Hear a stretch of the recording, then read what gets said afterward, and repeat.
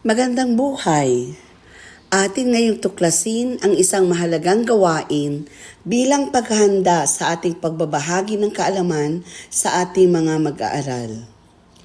Ang edukasyon sa pagpapakatao, Values Education at GMRC ay mga mahalagang asignatura na nagbibigay diin sa mga pagpapahalaga, tamang pag-uugali at responsibilidad ng bawat individual sa kanyang komunidad at lipunan.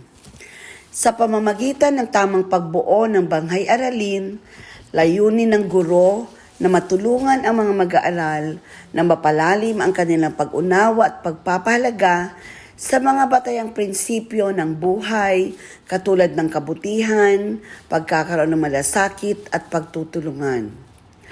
Ang banghay-aralin ay nagsisilbing gabay upang masigurado ang sistematikong pagkatuto ng mga mag-aaral na magiging daan sa kanilang pag-unlad bilang mabuting mamamayan ng bansa.